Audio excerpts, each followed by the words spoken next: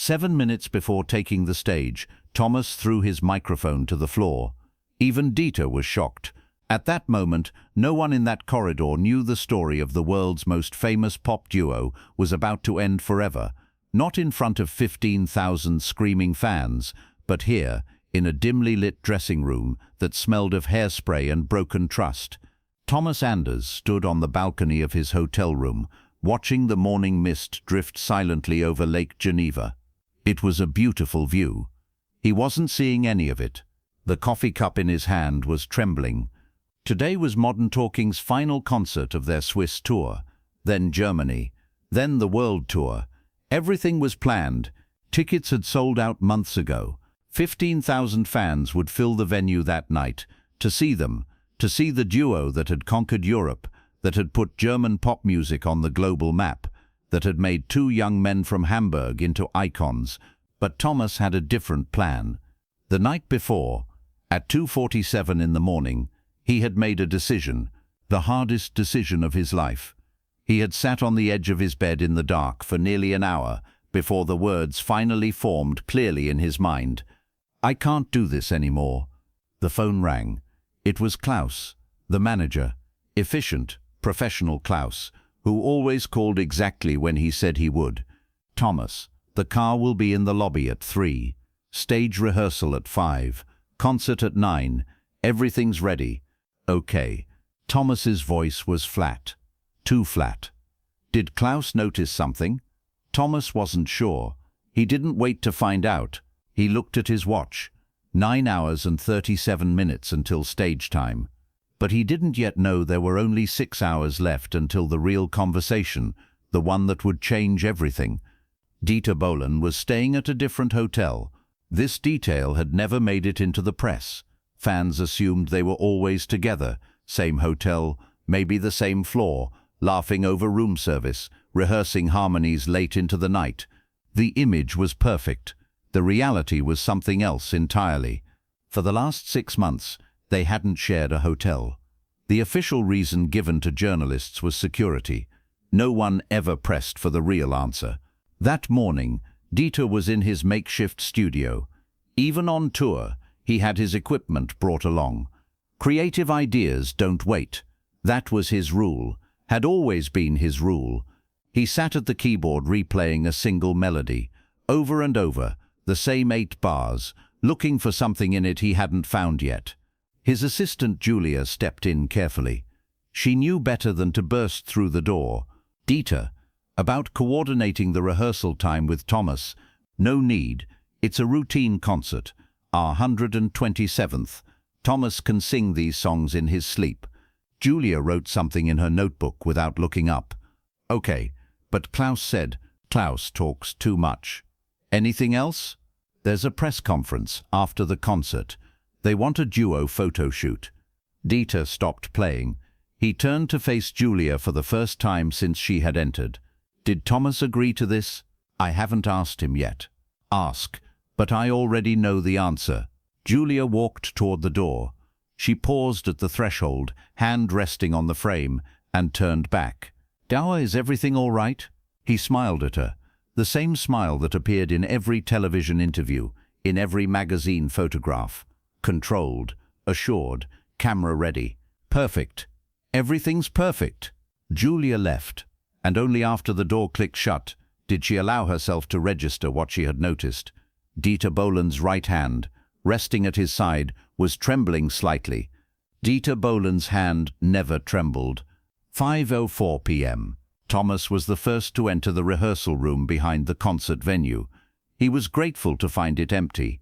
He needed a few minutes alone, just him and the quiet and whatever courage he was still assembling inside himself.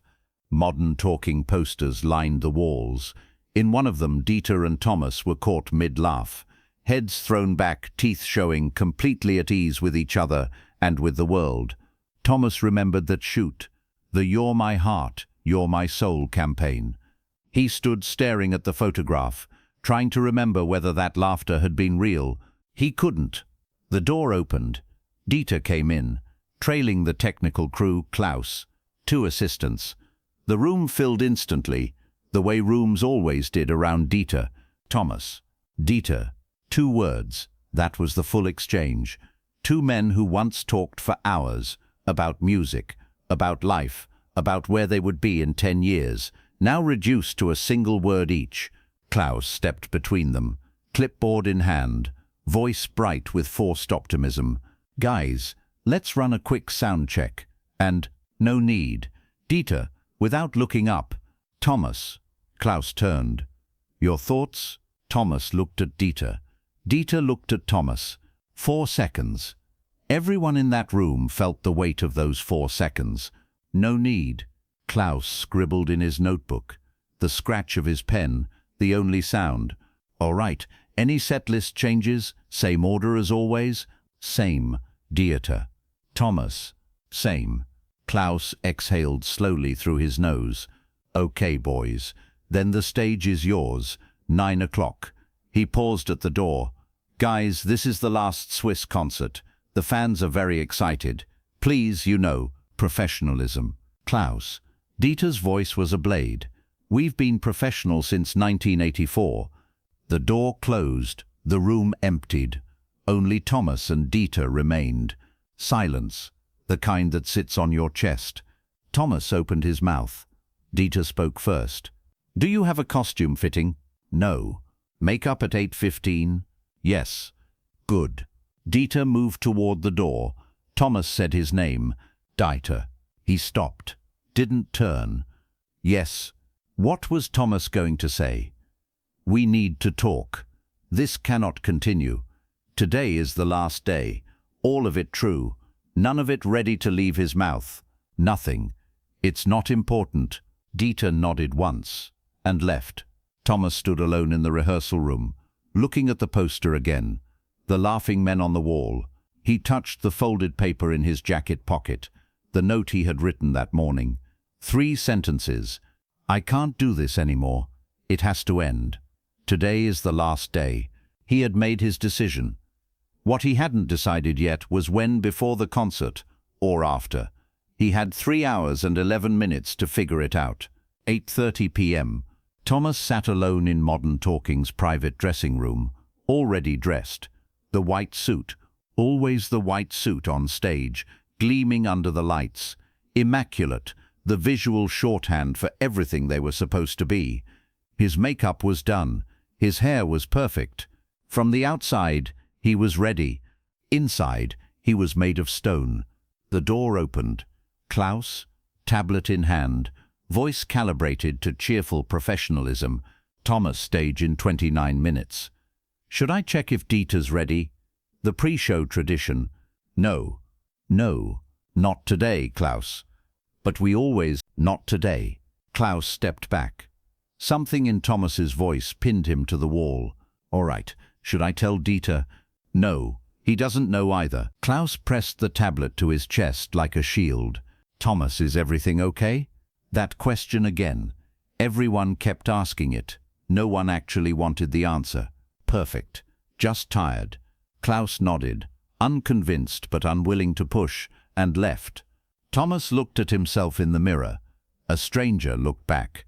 24 years old, but with eyes that had seen too much, or rather, had been made to look away from too much for too long.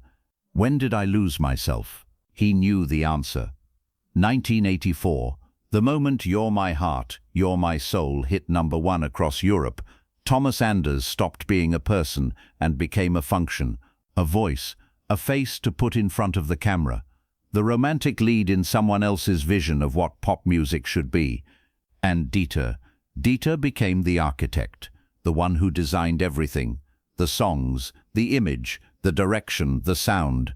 In a duo, there can only be one brain. One person leads, the other follows. Thomas had followed for 3 years, and the following had hollowed him out. The door opened again. This time it was Dieter. Thomas got to his feet. "Dieter." "Thomas." The door closed. "We need to talk." Thomas's heart accelerated.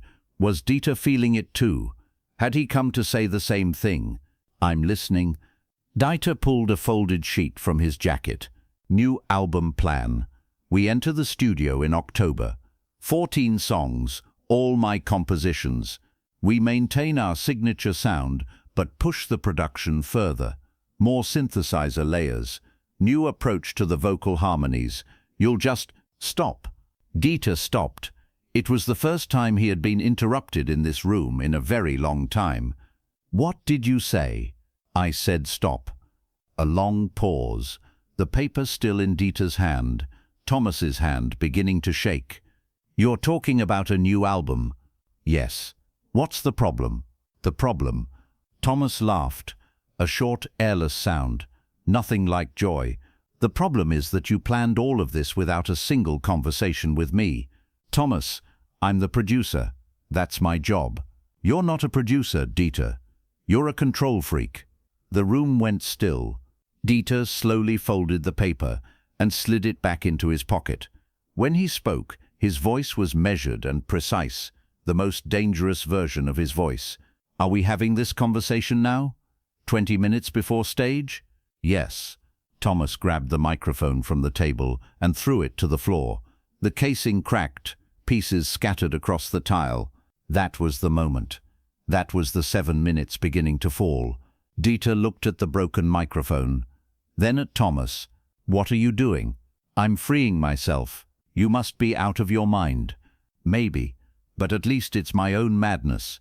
Dieter stepped forward. The distance between them closed. Thomas, be very careful what you say next. Or what? Dieter, will you fire me? Am I your employee? Of course not. But what? But I only sing the songs you write. But I live inside the rules you set. But I need your permission to exist in this band. Dieter's jaw tightened. I made you a star. No. Thomas's voice cracked at the edges. Modern talking made us stars, both of us. Together. You never understood that. Not once in 3 years did you ever understand that. I didn't understand. I wrote the music. I built the sound. I produced every track. I was in the studio for 18 hours while I was singing those tracks you wrote, night after night, city after city, in every language and every time zone. I'm a machine to you, Dieter. A machine that takes your music and turns it into something people can feel, and you've never once asked how I feel. You're a vocalist, Thomas. That's your role. I'm an artist. I have ideas. I have things I want to say. I have a knock at the door. Klaus's voice, urgent and slightly desperate. Guys, 12 minutes. We need you backstage. Dieter and Thomas stared at each other across the wreckage of the microphone. Thomas's cheeks were wet. He hadn't noticed when the tears had started. Dieter's fists were clenched at his sides. Thomas. Dieter's voice had gone very quiet. We walk out of this room. We take the stage. We do our job. Then we talk. No, Dieter.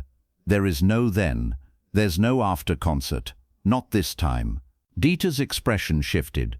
A small movement, almost imperceptible, as if something behind his eyes had just been rearranged. What does that mean? Thomas reached into his jacket pocket, pulled out the folded note.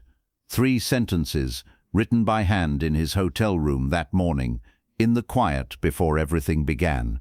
This is my last concert. Dieter didn't read the note. He looked into Thomas's eyes for a long moment. Really looked, the way he perhaps hadn't in months. You want to leave. I'm not leaving, Dieter. I'm freeing myself. 10 seconds of silence. Just 2 men breathing. Then Dieter turned, opened the door, and stood at the threshold with his back to the room. 7 minutes, Thomas. You'll be on that stage in 7 minutes. We will be professional. 15,000 people came here for us. I know. And when it's over, it will be over. All of it. Dieter left without another word. The door swung shut behind him. Thomas lowered himself slowly to the floor, back against the wall, face in his hands. I did it. I finally did it. But there was no relief. Only emptiness.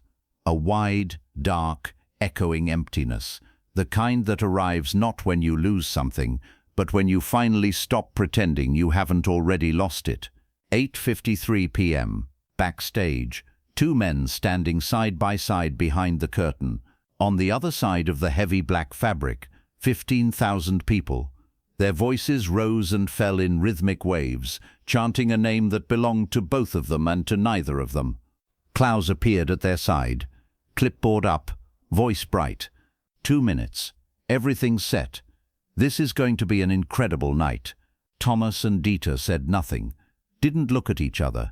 A technician handed Thomas a new microphone. He took it, felt the weight of it. The one from 7 minutes ago was in pieces on the dressing room floor. 10 seconds. Dieter closed his eyes for a breath. Thomas closed his eyes. The intro to You're My Heart, You're My Soul began to build through the monitors. The crowd erupted before the first lyric had been sung. 3, 2, 1, you're on. The curtain opened. The lights hit them like a wall. And the two men walked out, side by side, one last time. What followed was the most perfect performance of a lie that either of them had ever given. Thomas brought the microphone to his lips. His voice came out clean and precise and warm, the same voice that had filled arenas across 3 continents, that had made strangers in supermarkets stop and close their eyes. He sang on instinct. He had sung this song 1,743 times. His body knew what to do, even when the rest of him had gone somewhere else entirely. But his eyes were elsewhere, moving across the crowd without really seeing them, fixed on some middle distance that wasn't the stage, wasn't the cameras, wasn't the lights. Dieter played. His fingers moved with the practiced precision of someone who had written and produced and performed this music for years. When the cameras found him, he smiled. The exact right smile. The same one in every photograph, every interview, every promotional clip. His eyes were empty. The concert moved forward, song after song. 45 minutes in, Thomas was singing Cherry, Cherry Lady. In the chorus, there was a moment, a tradition really, that had developed over hundreds of performances where Thomas would turn toward Dieter. They would sing the final bars together, a small unrehearsed gesture that the cameras loved and the audience read as evidence of genuine connection. This time Thomas didn't turn. Dieter's left hand missed a note. One note, barely a stumble, swallowed immediately by the mix. No one in the audience heard it. But in the years that followed, Dieter would say that moment, that single missed note, was the precise instant he understood that something had already ended. It was already too late to stop it. It had been too late for months, maybe longer. 10:37 p.m. The concert approached its final stretch. Our last song tonight.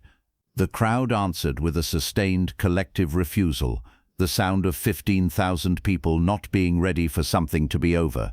For you, Geronimo's Cadillac. The applause was enormous. It always was for this one. It was one of Dieter's favorites to play, a more complex arrangement than most of their catalogue, something with real texture and movement. He stood at the keyboard and began the intro, and for a few bars it was possible to believe that none of the rest of it was happening, that there was only the music and the lights and the crowd. Thomas stepped to the microphone, and then something shifted, something small and enormous at the same time. A tremor moved through his voice, not enough for the audience to catch, not enough to register on the broadcast feed, but enough for the one person in the world who had spent 3 years listening to Thomas Anders sing to notice it instantly.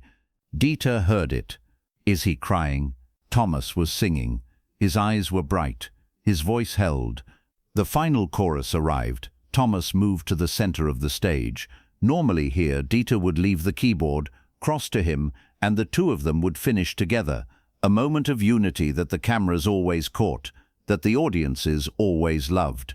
Dieter stood up. He left the keyboard. He walked toward Thomas. They met in the center of the stage. The crowd came apart at the seams with noise, and Thomas looked at Dieter, really looked at him, the way he hadn't been able to in the dressing room, the way the cameras and the stage and the music suddenly made possible, and Dieter looked back. In Thomas's eyes, Dieter read a single word with complete clarity. Goodbye. The last note sounded. The lights dimmed. The venue filled with applause that rolled in from every direction at once, wave after wave of it, climbing. The lights came up again. They bowed. They waved. They turned their backs to the audience.